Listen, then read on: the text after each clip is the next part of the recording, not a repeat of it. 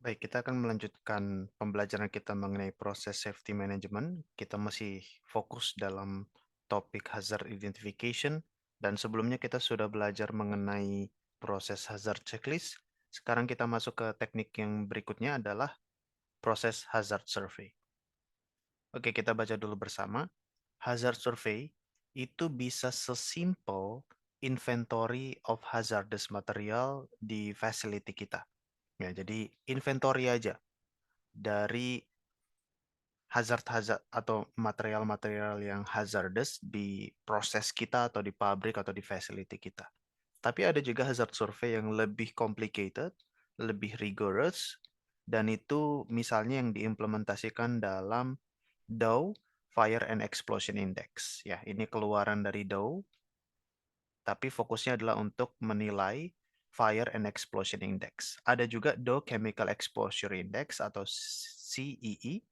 Nah, ini merupakan dua popular forms dari hazard survey. Ya, keduanya dari Dow, dan yang pertama itu adalah Fire and Explosion Index, yang kedua itu adalah Chemical Exposure Index. Ya, ini berbeda dengan hazard checklist. Ini kita sedang bicara tentang hazard survey.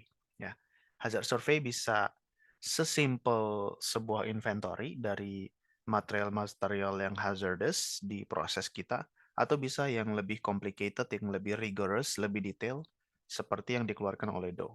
Nah, hazard survey itu adalah formal, systemized approaches. Ya, jadi sifatnya itu formal yang pertama, dan dia itu sistematis. Nah, untuk memandu dilakukannya survei, ada digunakan formulir dengan rating. Ya. Jadi sama seperti kita menilai income tax. Ya. Jadi kalau nanti teman-teman bekerja dan ada dapat slip pajak dari pendapatan, nanti itu ada tuh. Ada formulirnya, ada poin-poin yang akhirnya berujung kepada berapa sih pajak kita. Tentu saja pajak kita itu bergantung kepada gaji kita, ya, gaji brutonya gitu ya. Dan juga apakah kita punya tanggungan orang tua kah atau seperti apa gitu ya. Atau mungkin ada juga penilaian atau rating-rating yang diberikan ketika kita misalnya melakukan sedekah ya, yang sifatnya religius gitu. Jadi kalau kita sudah melakukan sedekah, apapun agama kita nanti akan ada komponen yang mengurangkan perhitungan pajak kita. Nah, kurang lebih ya, Dow Chemical Exposure Index atau Dow Fire and Explosion Index ini seperti itu. Jadi ada formulir dan ada rating-ratingnya yang berujung kepada berapa sih rating dari hazard kita sebenarnya. Seberapa safe proses kita sebenarnya. Ya. Nah, final rating number provides a relative ranking of the hazard. Ya, jadi ini relative ranking ya, sebenarnya seberapa hazardous proses kita, atau kalau dibandingkan dengan proses lain, equipment lain atau area proses lain, ya, seberapa hazardous subjek atau yang particular proses yang sedang kita review. Ya. Nah, the FNAE also contains a mechanism for estimating the dollar loss. Oke, jika terjadi event atau accident. Ya, jadi kita menilai risikonya, tapi FEI ya, Fire and Explosion Index itu lebih complete lagi. Dia bahkan bisa membantu kita mengestimasi seberapa banyak biaya yang harus dikeluarkan atau dollar loss ketika event terjadi. Ya. Nah, Dow FNAE ini didesain for rating the relative hazard yang berkaitan dengan storage, handling, sampai ke processing. Ya, dari explosive and flammable materials. Banyak dari material-material yang digunakan dalam proses kimia itu either explosive atau flammable. Jadi banyak yang bisa di-cover dengan Dow FEI ini. Nah, the main idea dari prosedur yang dilakukan adalah untuk memprovide purely systematic approach. Ya, yang mana itu membantu kita untuk menghilangkan aspek-aspek judgmental. Ya, biasa ada subjektif gitu ya, ada subjektif orang orang yang ini, orang yang itu beda-beda, ada judgmental factor.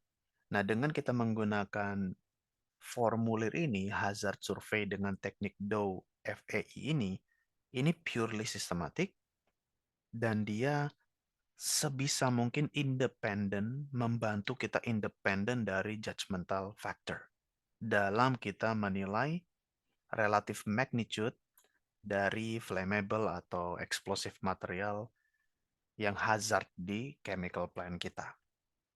Oke, nanti kita akan bahas di belakang formulirnya seperti apa dan komputasinya seperti apa. Jadi intinya dengan kita melakukan atau menggunakan teknik hazard identification ini dengan DOE, FNEI formulir ini kita sebisa mungkin pertama sistematik, jadi tidak terlalu acak, tidak random ya. Ini lebih sistematik, lebih detail dan juga dia membantu kita terhindar dari efek subjektif dalam kita menilai seberapa besar hazard dari proses kita.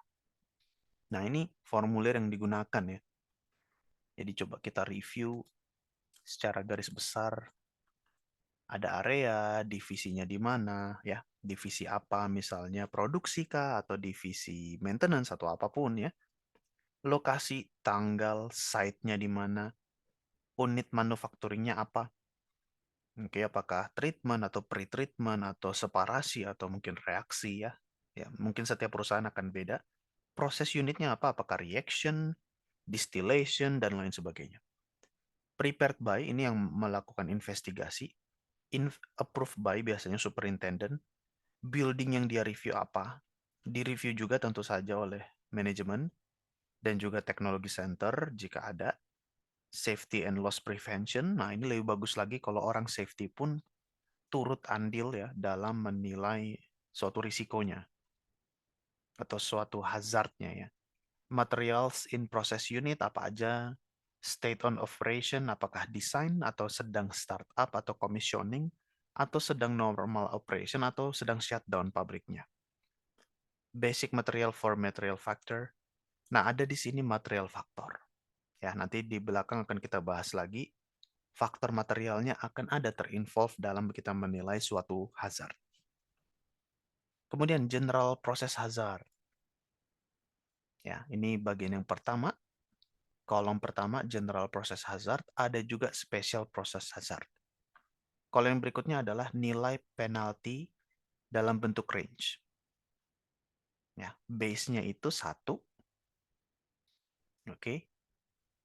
Dan penalti atau sorry di sini ya, ini 1, kemudian penalti range-nya itu 0,3 sampai 1,25. Itu misalnya kalau kita punya chemical reaction yang sifatnya eksotermik. Ya. Jadi bisa lebih besar dari 1 faktor pengalinya. Seperti itu ya. Penalti faktornya itu bisa 1,1 kalau memang eksotermik reaksinya dan itu lebih berbahaya, nanti faktor pengalinya lebih besar. Ya, ini range-nya ya 0,3 sampai 1,25 dan di kolom yang terakhir ini berapa angka yang akan kita pakai. Apakah 1, 1,2 atau 1,15 seperti itu. Jadi setidaknya ada range yang ini pun sudah membantu kita meminimalkan subjektivitas ya. Jadi kita dipandu oleh range. Atau kalau endothermic reaction atau endothermic process, relatively risikonya lebih rendah dibandingkan exothermic yang panas ya. Endothermic itu justru dia menyerap panas. Kalau exothermic itu dia merilis panas, jadi lebih berbahaya. That's why penalty factornya juga lebih kecil. Material handling dan transfer, enclosed or indoor process, ya, ini bisa tinggi, that's why kita punya 0,9. Aksesnya seperti apa, drainage and spill controlnya seperti apa, gitu ya. Baru kemudian di sini general process hazard factor, totalnya berapa, oke.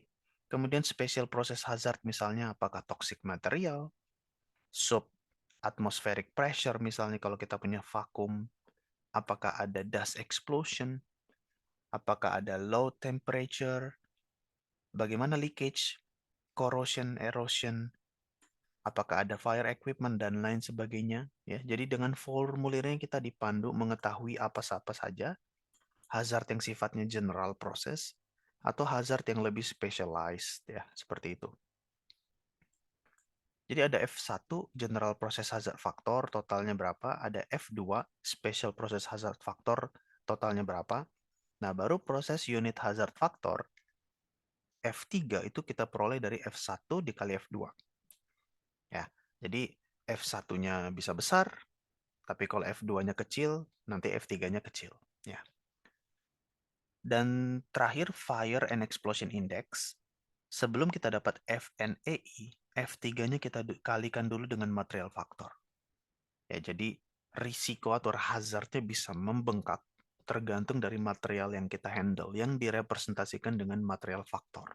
Nanti di belakang kita akan mereview material faktor seperti apa. Ya, jadi kita dipandu dengan formulir ini untuk kita mengsurvei atau mungkin mengassess, menilai seperti apa proses yang sedang kita handle dari segi hazardnya.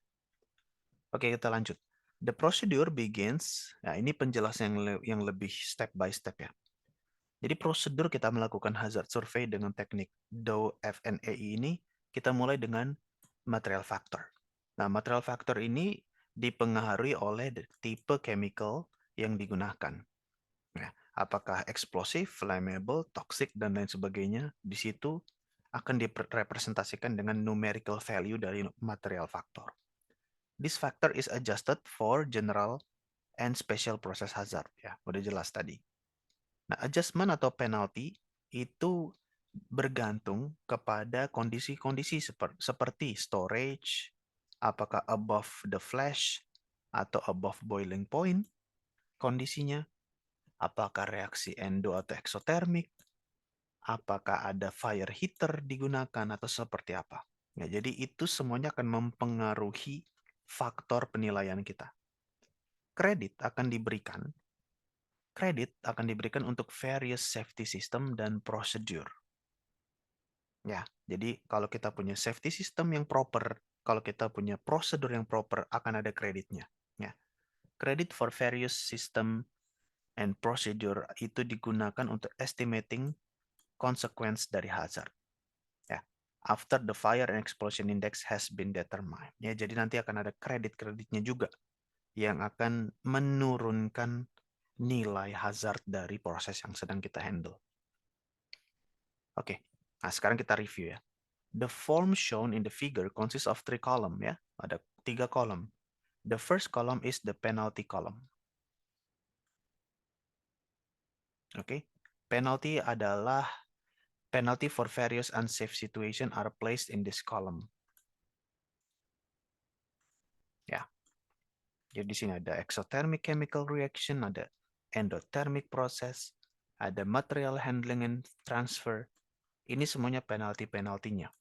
Kalau kita punya corrosion and erosion dalam proses kita, kalau kita punya leakage, kalau kita punya fired equipment, kalau kita bermain dengan pressure yang lumayan tinggi, kalau kita menghandle low temperature, ini semuanya penalti. Ya, penalti artinya dia yang memberatkan hazard kita. Ya, toxic material pasti, exothermic reaction pasti, endothermic pun termasuk ya. Lebih baik lagi, lebih aman sebenarnya kalau tidak ada reaksi sama sekali, tentu saja kan. Jadi kalau ada endothermic proses itu penalti, exothermic proses itu juga penalti. Ya. Kalau ada material proses atau material transfer itu pun akan jadi ke penalti karena akan ada risiko, ada hazard ketika material itu ditransfer. Jadi perlu kita list down semuanya. Ya, ya jadi penalty for various unsafe situation. Ya, ada di sini. Kemudian second columns ya. Second columns contain the penalty actually used. Di sini penaltinya. Ya, jadi sorry, jadi yang pertama di sini adalah hazard-hazardnya ya. Oke. Ada hazard-hazardnya. Nah, di sini adalah nilai penalty range yang mungkin dipakai dan yang berikutnya adalah penalti yang tentu saja akan digunakan, berapa penalti akhirnya ya. This allows for reduction or increase in the penalty based on extenuating circumstances not completely covered by the form. Ya, jadi tentu saja ini formulirnya relatif simple. Tentu saja ada peristiwa-peristiwa lain ya yang tidak bisa dicantumkan di dalam formulir ini ya. Jadi pada akhirnya Dari 0,3 to 1,25 misalnya kita tulis 1 misalnya. 0,2 to 0,4 misalnya 0,3 misalnya. Ya. Jadi berapa sih nilai penalti akhir yang kita aplikasikan, yang kita pakai untuk perhitungan, itu ditaruh di kolom ini. Jika kita ada uncertainty, kita tidak terlalu yakin ya, complete penalty value for the first column is used. Jadi ya, kalau kita tidak yakin terkait misalnya toxic material kita, ya udah kita harus pakai yang 0,8. Jadi kita lebih ekstra hati-hati dibandingkan kita lebih meremehkan. The final column is used for computation. Ya. Jadi yang kolom pertama yang dimaksud bukan yang paling kiri ya, tapi ini kolom 1, kolom 2, dan kolom yang ketiga, final column is used for computation. Ya, nanti akan kita hitung akhirnya itu di computation. Oke, di nilai total akhir seperti itu. Oke. Misalnya subtotal ada di sini, subtotal ada di sini, dan total yang akhir, final total ada di sini. Seperti itu. Oke. The first step in the procedure is to conceptually divide the process into separate process unit. Ya. Jadi ini akan membantu kita dalam melakukan survei. Jadi kita punya proses, prosesnya itu besar, kita bagi menjadi beberapa unit. Ya.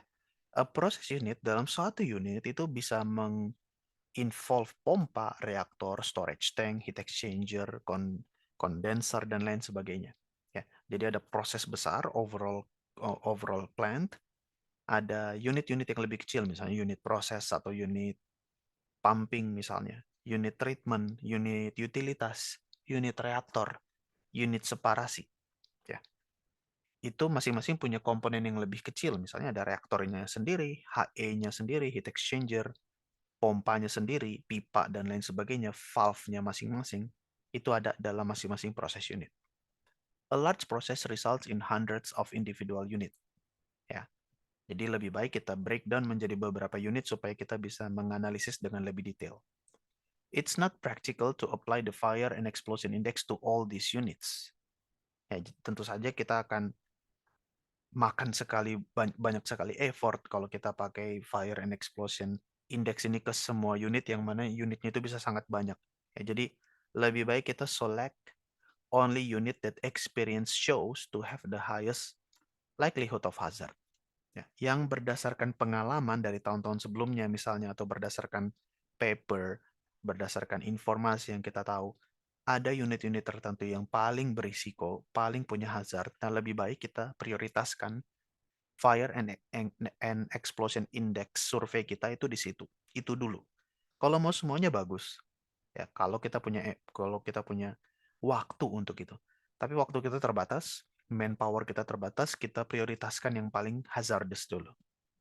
Ya, a process safety checklist atau hazard survey frequently used to select the most hazardous unit for further analysis. Ya, jadi dengan checklist dan survei dikombinasikan atau bisa juga sendiri-sendiri, ini berguna untuk menentukan unit mana yang paling hazardous. Ya, kan nanti di hazard survei ini masing-masing unit kita bandingkan berapa nilai fire and explosion index akhirnya.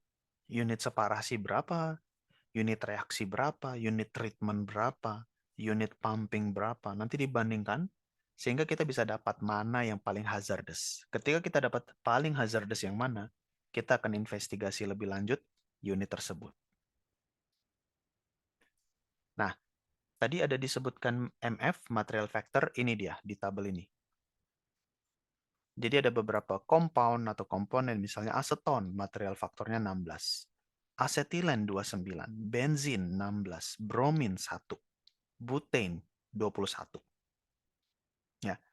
Nah, the list also includes data terkait heat of combustion ya, flash point dan juga boiling point. Jadi dapat teman-teman lihat boiling point-nya, titik didihnya, titik flash-nya, dan juga heat combustion-nya ya, seperti itu.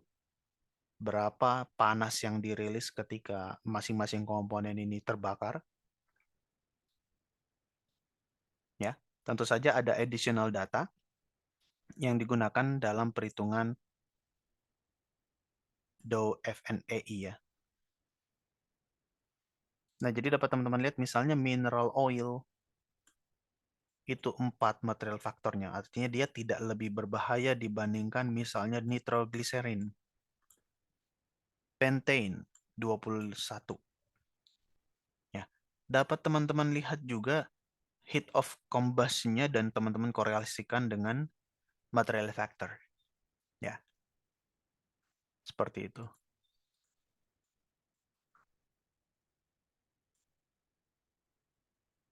Oke, tapi tentu saja tidak hanya heat of combustion, tapi ada flash point, boiling point juga, dan terkait flammability-nya seperti apa, toxic tidaknya seperti apa gitu ya.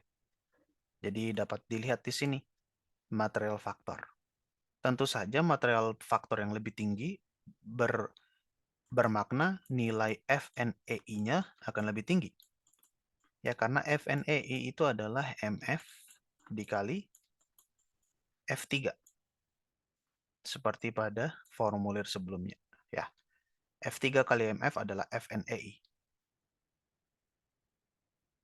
Oke, jadi seperti itu. Material faktor yang lebih besar nilainya artinya dia lebih bersifat flammable dan eksplosif.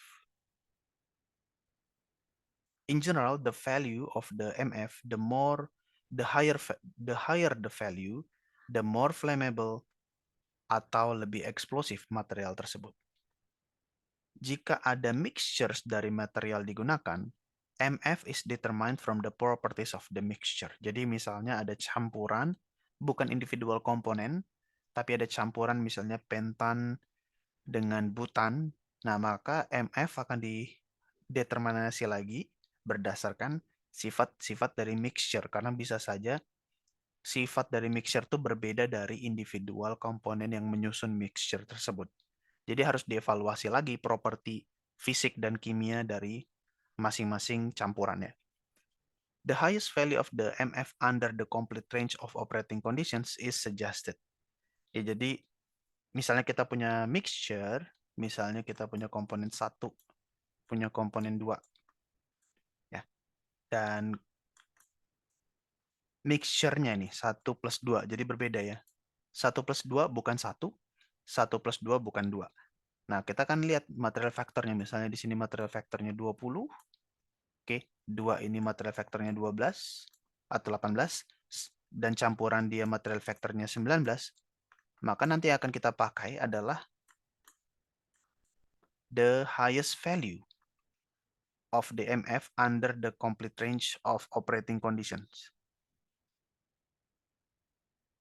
The highest value of the MF under the complete range. Oh, mohon maaf. Jadi bukan seperti itu ya. Jadi yang pertama ketika kita punya mixture dengan nilai MF yang berbeda, maka yang kita pakai adalah MF dari resulting mixture ya. Yang mixture-nya itu yang akan kita aplikasikan MF-nya. Nah, kalau poin yang ini maksudnya adalah suatu komponen aseton ya, dia punya material factor berapa. Tapi material factor-nya ini akan berbeda tergantung pada operating condition yang digunakan. Ya. Pada operating condition misalnya yang rendah, tentu saja dia tidak terlalu berisiko misalnya. Tapi ketika kita sedang bermain atau beroperasi dengan temperatur yang lebih tinggi, mungkin dia material factor-nya menjadi bertambah karena dia menjadi sifatnya menjadi lebih berbahaya. Nah, material factor yang kita gunakan adalah yang paling tinggi ya dalam rentang operating condition yang digunakan. Ya. The resulting MF value for the process is written in the space provided at the top of the form in the Dow FNAI. EI, oke. Okay? The resulting MF value di sini dia. Material factor, see table 1 or appendix A or B, nanti ada di sini. Di sini ada note requirement when unit temperature over 140 Fahrenheit atau 60 derajat Celcius. Taruh di sini.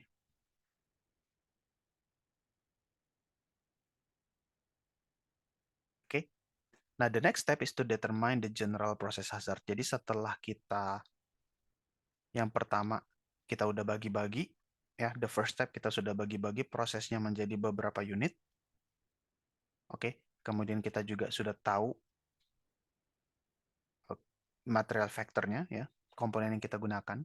Unit-unitnya yang tadi yang sempat disinggung, maksudnya itu di sini, manufacturing unit berapa, proses unit berapa. Ya, dan juga ini reviewer, prepared by, oke, ini udah pasti. Nah, setelah kita tahu unitnya, setelah dibagi-bagi menjadi beberapa unit ya, disinilah kita tulis material factor berdasarkan material yang kita gunakan. Nah, kemudian barulah kita penalty are applied for the following factors.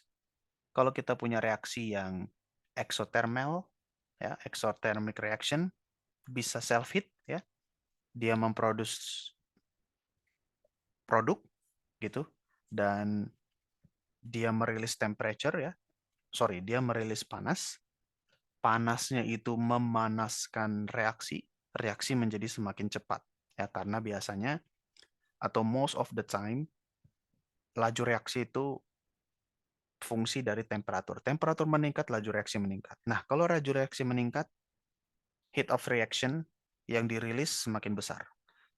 Panasnya ini memanaskan lagi reaksi. Reaksi menjadi semakin cepat. Dia juga merilis panas yang semakin banyak. Panasnya ini memanaskan dirinya lagi. Jadi bisa terus jika tidak terkontrol dengan baik bisa menjadi tidak terkendali. Itu bahayanya exothermic. Ya, that's why kita kasih dia penalty. Endothermic reaction that could react because of an external heat source such as fire. Kita tambahkan dia penalty atau kita sebutkan dia sebagai faktor-faktor yang beresiko. Material handling dan transfer termasuk pompa, connection dari transfer line itu semuanya punya risiko. Kita taruh, kita berikan dia penalty. Ya. Enclosed process, ya, proses yang tertutup. Ini ada juga bahayanya. Apalagi kalau ada fluida atau ada material yang sifatnya flammable, ya, dia bisa vaporize dan dia bisa terpercik dan bisa memicu api, memicu ledakan. Atau kalau dia toksik, atau kalau dia mengandung terlalu banyak CO2, H2S, ini kalau dihirup pada ruangan tertutup, operator bisa keracunan, ya, bisa lemes seperti itu. Jadi dia juga diberikan faktor risiko yang kita berikan dia penalti.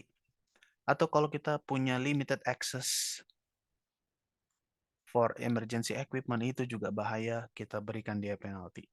Kalau kita punya poor drainage dari flammable material away from the process unit, kita berikan dia juga penalti. Ya, again, ini sedang kita membahas FN explosion index, ya. Jadi semuanya berkaitan dengan antara material yang flammable atau yang eksplosif. Nah, kita juga berikan penalti ke beberapa hazard yang special process. Misalnya kalau kita punya toxic material, ya, toxic material ini ketika kita punya atau terjadi ledakan atau fire, akan ada firefighter, ya, akan ada pemadam kebakaran. Tapi kalau materialnya toksik, pemadam kebakaran jadi semakin terbatas ruang geraknya karena takut, karena berisiko menghandle material yang toksik. Jadi kalau ada toxic material, dia dikasih bobot lebih besar lagi penaltinya. Less than atmospheric pressure. Nah, ini juga vakum itu tidak terlalu safe dibandingkan yang atmospheric, ya. Less than atmospheric pressure operation akan ada risk outside air enteringnya. Udara bisa masuk ke dalam pipa yang vakum, udara bisa masuk ke kolom yang vakum, dan kalau udara sudah masuk, ada reaksi-reaksi berikut termasuk explosion yang bisa terjadi. Kalau operasinya di dalam atau near flammable limits, tentu saja kita kasih dia penalty. Kalau ada risiko dust explosion, bahaya. Dust explosion ketika terjadi ini sangat mengganggu firefighter, mengganggu operator, semuanya bisa tersesat, semuanya bisa tersandung, risikonya berlipat kali ganda. Kalau kita punya tekanan tinggi, kasih dia penalty. Low temperature operation with potential embrittlement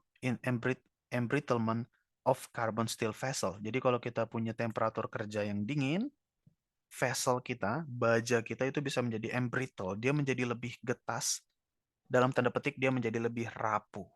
Ya, yang sejatinya logam itu pasti bisa elastis, ada sifat elastisitas dalam semua material, termasuk logam, tapi pada temperatur dingin, elastisitasnya menurun dan dia lebih mudah patah. Itu kalau kita punya low temperature. Jadi dia juga layak diberikan penalti. Kalau kita punya flammable material, pasti kita punya penalti ke dia. Kalau ada korosi atau erosi dalam proses kita, itu juga penalti. Kita berikan penalti. Kalau ada leakage di join, di packing, di valve, di nuts and bolts, berikan penalti. Kalau ada fire heater, yang mana itu juga punya risiko, punya hazard, itu juga kena penalti. Hot oil, kalau kita pakai hot oil dalam heat exchanging system kita, ya, itu juga penalti. Dan large rotating equipment, tentu saja semua rotating equipment, pompa, kompresor, itu harus diberi penalti karena itu juga berbahaya. Seperti itu.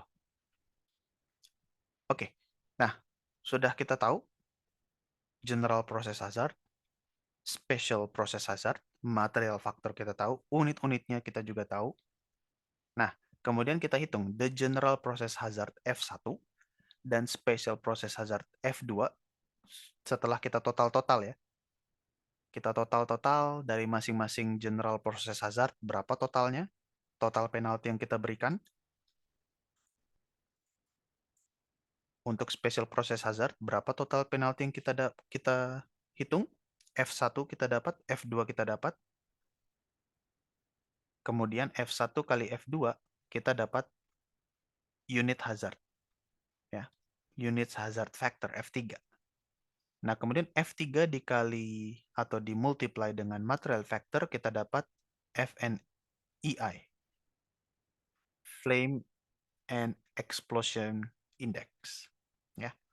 Nah, below table provides the degree of hazardnya. Jadi di sini, degree-nya. Kalau nilai Dow Fire and Explosion Index kita 1 sampai 60, maka itu kita nilai sebagai light. 61 sampai 96 moderate, 97 sampai 127 intermediate, 128 sampai 158 heavy, 159 sampai above severe. Sangat eksplosif, sangat flammable proses kita dan tentu saja kita harus ada action point, ada follow up. Entah kita perbaiki, kita tingkatkan firefighting sistemnya, atau mungkin water sprinkle-nya kita perbanyak supaya ketika terjadi kebakaran langsung ada sprinkling water dari atas, atau seperti apa. Ya, jadi jangan hanya berhenti dari hazard survey, harus ada action point kita lakukan, ada sistem yang kita improve untuk menurunkan risikonya. Ya. Nah, kemudian ada juga yang namanya consequence analysis. Ya, the Dow FNEI can be used to determine consequence dari accident. Ya, jadi bukan cuman nilai relatif hazard dari proses tersebut, tapi juga ada konsekuensinya. Nah, konsekuensi ini menginclude ya, mencakup maximum probable property damage (MPPD) dan maximum probable days of outage (MPDO). Ya. Nah, konsekuensi analisis ini bisa dilakukan dengan worksheet di sini.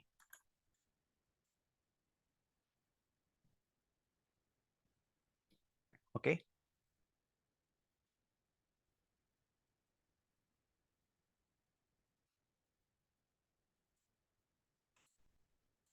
Kita lihat di sini loss control credit factor. Ya. Atau mungkin kita baca dulu di sini. The computation are completed in the risk analysis summary tablet at the bottom of the form. Okay. The damage radius is first estimated using correlation published in the complete Dow index. This correlation is based on previously determined FNAE, and dollar value of the equipment within this radius is determined. Ya, jadi nanti ujung-ujungnya adalah dolar. Tapi sebelum itu kita harus berangkat dari atas. loss control credit factors. Jadi ada proses control credit factor C1. Misalnya kita punya emergency power, kita punya sistem cooling untuk mendinginkan kalau terjadi kebakaran. Kalau kita punya control untuk explosion, kalau kita punya emergency shutdown, computer control, kalau kita punya gas inert untuk mematikan api, ya, nitrogen misalnya. Operating instruction, kalau operating atau SOP kita lengkap, tentu ada nilai kredit yang kita berikan. Kredit ini lawannya penalti ya. Penalti itu memperbesar hazard kita, atau semakin tinggi penalti, semakin hazard nilai proses kita. Tapi kalau semakin banyak kredit, artinya hazardnya menurun. Semakin less hazardous. Ya. Atau ya, memang kalau kita punya reaction, that's okay. Ada penalti, tapi kalau kita sudah melakukan reactive chemical review, ini ada kredit yang kita dapatkan. Atau kalau kita sudah melakukan berbagai macam proses hazard analysis, kita dapat kredit. Yang seperti menurunkan hazardous level dari proses kita. Itu proses kontrol kredit. Kita dapat nilai plus lah ya. Kita dapat insentif dalam tanda petik. Kita dapat kredit dari kelengkapan proses kontrol kita. Juga material isolation kita dapat kredit. Kalau kita punya remote control valve ya, control valve yang bisa dikendalikan dari jarak jauh, itu bagus sekali untuk safety. Kalau kita punya dump atau blowdown, drainage-nya, interlock-nya juga untuk safety sistemnya, ada nilai yang kita dapatkan. Atau kalau kita juga punya sistem fire protection, leak detection, kalau struktur kita sudah terbuat dari steel, atau kalau kita punya fire water supply yang bagus, special system, sprinkler system, water curtain untuk mencegah propagasi api yang melebar, foam untuk mematikan api, hand extinguisher yang bisa dipakai gitu, misalnya ada di koridor, kalau ada api, operator atau siapapun bisa mengambil dan langsung menggunakan hand extinguisher, langsung mematikan api di tempat. Atau kalau ada cable protection, sehingga kabelnya tidak cepat rusak, atau kabelnya tidak justru menjadi penerus api. Kalau ada cable protection, kita dapat nilai, kita dapat kredit. Ya. Nah, ini di total-total kita dapat C1 berapa dari proses kontrol kita. Kita dapat C2 berapa dari material isolation kita dapat C3 berapa dari total fire protection kita. Baru ada loss control credit factor, ini tinggal dimultiplikasi C1 kali C2 kali C3. Nah, kemudian ada proses unit risk analysis summary-nya ya. Nah, kita dapatkan fire and explosion index berapa, itu dari review fire and explosion index sebelumnya. Oke, kemudian radius of exposure. Ya. Nah, di sini damage radius atau radius of exposure ini dihitung dengan menggunakan korelasi atau persamaan ya. Nah, ini tidak kita bahas, tapi kalau teman-teman tertarik bisa mereview Dow Index. Nanti di sini dibahas korelasi-korelasi untuk menentukan damage radiusnya berapa. Nah, dari radius tentu saja bisa langsung kita kali Pi R kuadrat, Pi dikali radius kuadrat, kita dapat area. Nah, setelah kita tahu area of exposure, kita nilai berapa dolar, berapa juta dolar sebenarnya nilai yang ada dalam area tersebut. Oke, kemudian ada damage factor, base maximum probability damage, base MPPD. Ini 4 dikali 5 ya, 4 kali 5. Kemudian loss control credit factor kita dapat dari yang atas. C1 kali C2 kali C3. Barulah kita dapat actual maximum probable property damage dengan cara mengkalikan 6 kali 7. Oke. Barulah kita dapat maximum probable days outage. Ini perlu melihat figure.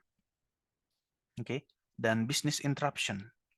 Barulah kita nilai berapa sih business interruption yang terjadi jika terjadi problem dari proses kita. Ya, jadi ini sangat membantu ya dalam kita mensurvei, mengakses, menilai risiko atau menilai hazard level dari proses kita. Dan dengan ada formulir seperti ini, kita meminimalisasi subjektivitas. Ya, judgmental factor diminimalisasi dengan cara ya sistematis seperti ini. Ada step by step, ya. Ada penilaian-penilaian yang itu pun dipandu, diberikan batas dari range yang sudah didefinisikan oleh formulir ini.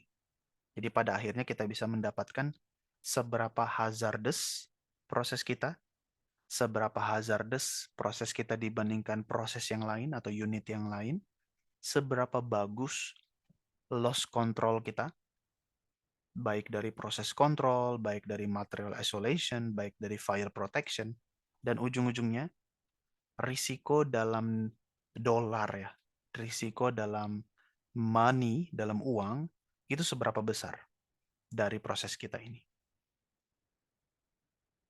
Oke, next. Ya, di sini saya kembali lagi untuk menjelaskan damage factor. Damage factor ini again berdasarkan korelasi. Itu di-apply to the fraction of the max of the equipment actually damaged by the explosion of fire.